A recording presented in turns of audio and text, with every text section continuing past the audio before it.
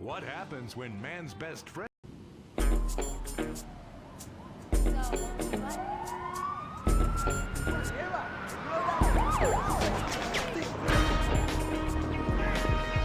now!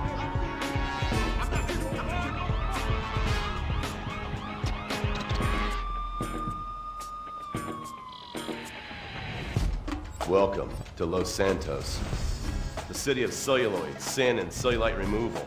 From dead starlets in Vinewood, to the gangbangers in Davis and Strawberry, and terracels in Chumash, to the drunken tourists in Del Perro Pier. It's time to take a look inside this cesspit of destroyed dreams, drug-addled degenerates, and deluded desperados that make up this great city of lights. Hi, I'm decorated FIB agent Steve Haines. The FIB, the police department, and sheriff's office are fighting a war out here every day in a city where dreams too often become wet with tears. The Los Santos docks. This is where it all begins.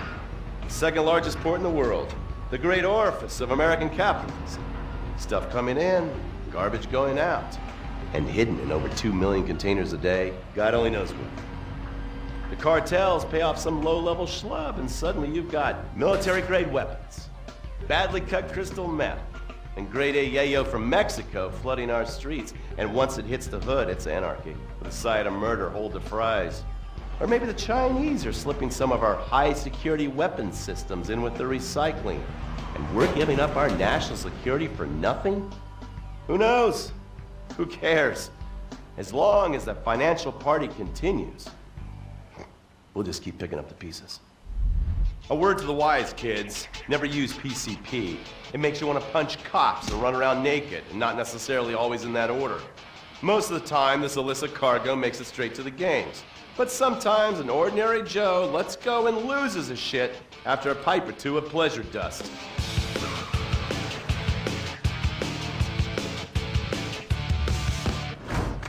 The Vagos. Bloodthirsty Chicanos with a predilection for pain, papaya juice, and spicy plantains. They're one of the largest Mexican street gangs in the city, with rumored connections to several major mafias. While half the battle out here is fought with guns, the other half is with informants. Sometimes you need to become the bad guys to bust the bad guys.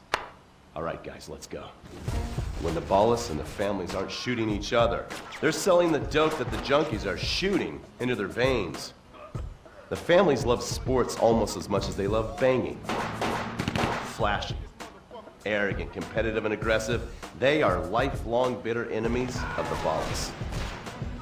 Wearing the colors of the feud or the corkers, the families call themselves Gang Green.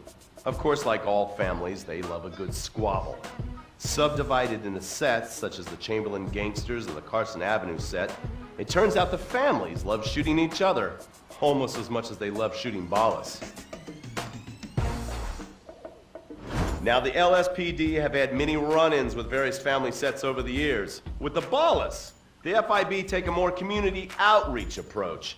Hey guys, stay out of trouble now. Suck my Steve Haines. Now, the ballas fly the colors of the Los Santos Panic, or the Boers, purple, because they are the bruise on the face of this city. While some thugs obviously prefer 4 wheels, other desperados prefer 2. Leather, exhaust, and drugs. No, this isn't an exotic S&M party. These are one of the nation's toughest outlaw motorcycle gangs. But it's anarchy. Rumors are they get a new tattoo for every person they stab. And it's definitely okay for your motorcycle mama to show her breast to your friends. The FIB has been tracking anarchy for years. We've jumped from coast to coast and have spent more time in the Midwest than a tornado spotter. When they're not running meth, they're smoking it.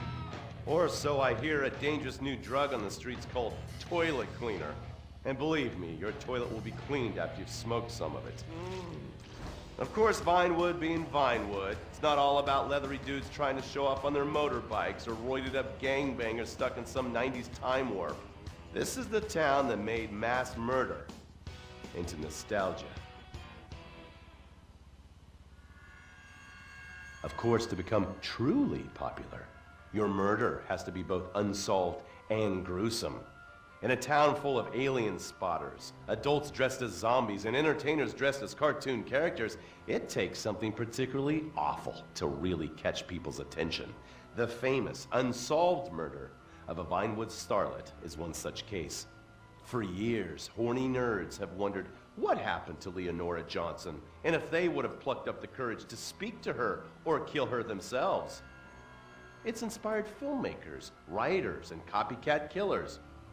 Conspiracy theorists have blamed various celebrities, the mayor, the Soviets, short skirts, women's liberation, and hidden aliens embedded amongst us for the murder. But not all crime is premeditated. Maybe drinking's your thing. Look at this drunken buffoon, proving that there doesn't always need to be criminal intent to cause serious criminal damage. Or maybe you're just an overprivileged poppycock, living on daddy's pension and protesting about the unfairness of capitalism. Maybe stock market manipulation is your bag, or loan sharking, double identity theft, assassination, or even worse, swinging. On our next episode, I, Steve Haines, will show you the flashier side of crime in Los Santos. Illegal street racing, cocaine, and vice. Yes, speed, snort, and sex. The alliterative threesome that helped hook America on the Underbelly of Paradise.